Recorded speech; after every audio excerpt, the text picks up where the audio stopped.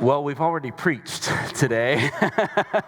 My favorite Sundays are those Sundays when I'm completely superfluous to this whole thing. I thank you so much for that, Quartet. I appreciate that. I hope you've had a wonderful Christmas season. Around your house, the decorations may be coming down, the leftovers are finally gone, and already some of us are breaking our New Year's resolutions, so we're on the road forward. But as you can see around us, on the church calendar, we are still in the Christmas season. Today is Epiphany Sunday, when we celebrate the arrival of the Magi, those late arriving travelers to the Christmas party who came from the East, who might just have something to teach us about seeking and following the way of love that refreshes our vision and our calling as we begin the new year. A friend of mine during Advent has a nativity scene on her mantle, but she starts the Magi in the kitchen and just slowly through the season moves them through the house until they arrive at the manger today on Epiphany. I love when ancient traditions give us a chance to be technically correct, which is, of course, the best kind of correct to be of all. So the Magi were from about 1,200 miles away from the Bethlehem story. And so they not only had an excuse for arriving late, but they also brought with them perspective on what it means to follow the way of love wherever it leads, and the profound epiphany that we can find when we do. The Magi were outsiders in this whole story. The term Magi refers to the priestly, scholarly class of Persian Zoroastrians, people who studied the stars, seeking God through astronomy and astrology, which was their culture's faith and science, their way of making sense in the world. And including them in this story at the very beginning was a radical statement. God's love isn't just for one culture, it's for everyone. As we've talked about from John's gospel over the last few weeks, as it says in John 1:9, the true light gives light to all humanity was coming into the world. All humanity, not just the technically correct, right? Not just the ones who think they have it all figured out. And so these seekers from the East show us something beautiful about God, that the divine light meets people right where they are, speaking through all languages and cultures and experiences. God didn't require the Magi to become Jewish first or to change their way of seeking. Instead, God spoke to them through the very stars that they studied. Their own path led them to the God who is love. Every act of seeking is a sacred act, which can be important for us in this room, because among us, there are many paths by which we are seeking God. And there's a God who welcomes us all on our journey. Even if our path began far off in the kitchen, we are welcome to the story of God. The Magi teach us about that, and they also teach us about the courage that it takes to follow after the path of love, even when it leads us beyond the dominant culture. In a world where going with the flow can seem inevitable, listening to voices like the Magi who bring perspective outside the status quo can remind us that we have a choice in what path we follow. So here's what I mean. When the Magi arrived on their journey, they arrived to Jerusalem, to the capital city, and they walked right into the path of politics and power. The gospel we call Matthew tells it like this. In chapter 2, it says, "In the time of King Herod, after Jesus was born in Bethlehem of Judea, wise men from the east came to Jerusalem asking, 'Where is the child who has been born King of the Jews? For we have observed his star at its rising and have come to pay him homage.'" These may have been wise men, but apparently they had not yet learned to read the room. So they stepped right into the middle of a fox's den. Herod was notorious, called the fox, he was notorious for his paranoia and his violence. He had already assassinated members of his own family because he thought that they might threaten his power. And here come these foreign scholars announcing that there's a rival king right in his palace. And so the story tells us, when King Herod heard this, he was frightened, and all Jerusalem with him. Right? People were afraid. They didn't know what this paranoid, delusional person might do. But his power was backed by Rome. It seemed impossible to overcome, inevitable and dangerous. And these Magi had just taken the lid off of Pandora's box. So people were keeping their heads down. And facing this choice, the Magi had what we celebrate today, an epiphany. That word epiphany comes from the Greek epiphaneia, which means to reveal, describing this moment of insight when something that seemed unclear or hidden is suddenly revealed in clarity, when the clarity of the choice before us becomes apparent. In hindsight, all things can seem clear. Like this past week, it seemed clear that the Texas kicker couldn't miss all of his kicks, all right? But when you're staring down the uncertain, you may have to, as Longhorn superfan Pastor Kathy did, just go for a long walk for the good of your health and your Christian witness in that moment. So the choice before the Magi seems clear in retrospect, but in the moment, let's just say it's a good thing they had a long walk to take, to think about what to do. Because this wasn't what they expected. They went first to Jerusalem, to Herod's palace, because these Magi expected power to be found there. They'd been in the royal courts of Persia their whole lives.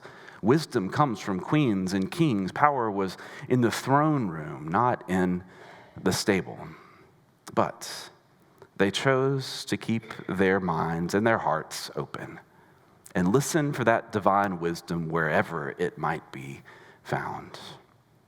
And especially, they kept it open to listen to the overlooked and the marginalized, to those outside power, to those that the world overlooks, and to open their hearts again to those love says is worthy. And so they found themselves far from Herod's palace, face to face with a vulnerable child, an Afro-Semitic refugee kid, born to a laborer dad and a mom with way more questions than answers, raised in a backwater village in a out-of-the-way part of the country, outside of any levers of power. But what they experienced with the presence of love, the presence of God, not in Herod's haven, but in this humble home. And in that moment for them, an epiphany broke through their expectations, revealing where true life really lay. The story in Matthew continues to say this about that experience. They were overwhelmed with joy. They'd found something that would transform everything. True power, true life lies not in the throne room, but in love's resilient presence among us, all of us. And it broke through their expectations, and it revealed the way, and it revealed with clarity the choice that was before them.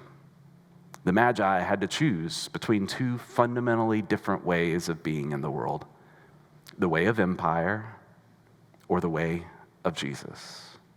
The way of empire, Herod's way, operates through fear and control and scarcity. There's only so much to go around, only so much power, only so much belonging, only so much dignity.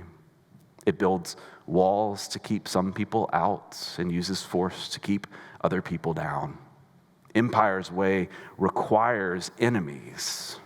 It needs some to be excluded and some to be called other, because empire maintains power by dividing people against each other.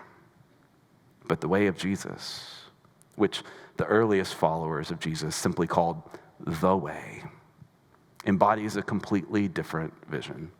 Those first followers were living under Roman occupation, but they understood in that something profound. Jesus wasn't just teaching nice religious ideas. He was modeling a whole different way of being human together, a way built on the abundance of love rather than scarcity and fear, a way that says there's always room for one more at the table, especially those who consider themselves our enemies, a way that believes that power is meant to be shared, not hoarded, a way that sees the divine image in everyone, especially those the empire tries to erase, a way that is open, a way that is welcoming, a way that follows the path of love. And today, still, those two ways are always before us, the choice before us. And so, as we stop today to listen to the wisdom of these wise ones, I want to offer a couple of thoughts that they let guide them on their journey, that we can learn from these Magi on ours. Here's 3 guiding lights for our journey. The first is this: find your North Star. The ancient mariners looked to the North Star because when everything else around them was spinning, it stayed true. For us, love is to be that North Star, our fixed point of reference. 1 John 4:16 tells us this: God is love, and those who abide in love abide in God. Abiding, following after it, is the way to abide in and follow after the way of God. Love is our guiding star, a love that crosses borders, that defies binaries, love that puts the vulnerable first. When empire demands allegiance to fear and exclusion, we look instead to the star that guides us in the way of Jesus. And we too can find our way in a spinning world by simply taking the next step on the path where love is leading us. It's not about grand gestures. You can't get from the kitchen to the manger in one day, in one act. Instead, it's just about taking the next step on the journey of love. Sometimes it's the simple things. It's as simple as welcoming the new kid who shows up to school, or speaking up when someone makes a joke, or making sure that your immigrant neighbor knows that they have allies in this community. Each act of love along the way is a step on the journey as we follow after the star. The next is this: open your expectations. The Magi thought that they would find a king in a palace, but instead they found God among the vulnerable and displaced. The way of empire tells us to look to the high places in wealth and military might. But the way of Jesus consistently leads us to the margins, to the unexpected places where love takes root and grows. And so where might we find and encounter the divine among us today? In all sorts of places where we're open to find it. God lies. Perhaps in a teenager kicked out for coming out, or a family seeking asylum, in a neighbor that others say doesn't belong, in the very people that empire overlooks or erases. God welcomes and calls sacred. Open your expectations and listen for the divine in all you meet. And then let love lead you home by another way. So in the face of politics and power and pressure, how did this story of the Magi end? Well, the text tells us this simply. It says, they went home by another way. In this simple line is something deep and profound. It is what true epiphany looks like. That moment you realize you can't go back to business as usual after encountering love among us. That's what happened to the Magi. They did not go back by way of Herod's palace. The Epiphany wasn't just about finding Jesus. It was about recognizing two diverging paths and knowing with unshakable clarity which one led to life. Once you've glimpsed God's radical welcome and love, you can't unsee it.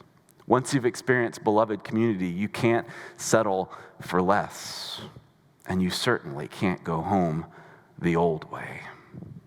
Sometimes the way is costly. Sometimes it means walking away from privilege or speaking up when silence might be easier.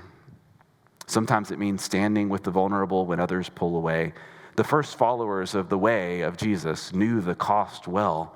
Choosing love's path often means going against the grain of society, just for us as it might mean going against the grain of ours. But it is the way of love that leads to life. Why would we walk any other way? I want to tell you about some modern day Magi who chose to walk by another way, and about the life that it brought to their community. In the Netherlands, a few years back, there was a small church called Bethel that glimpsed a North Star on their journey.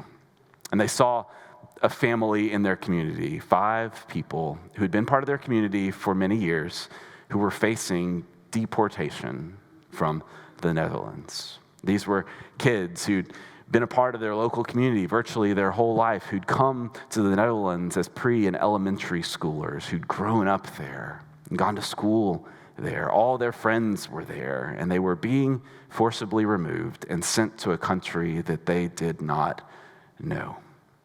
As my friend, the Imam Omar Suleiman says, countries must protect their vectors of entry, but countries must also protect their vulnerable and protect their souls. And this church felt in their soul that they must act and follow the way of love and the way of Jesus. And so they remembered around the time of Christmas, they remembered how the Magi defied an empire to protect a vulnerable family. And they also remembered this obscure Dutch law that said that authorities are not able to enter church while services of worship are occurring in order to make an arrest. So, at 1:30 p.m., October 26th, the family from their community arrived with their belongings, and the congregation showed up, and they started having church. And they kept having church. 24 hours a day, 7 days a week.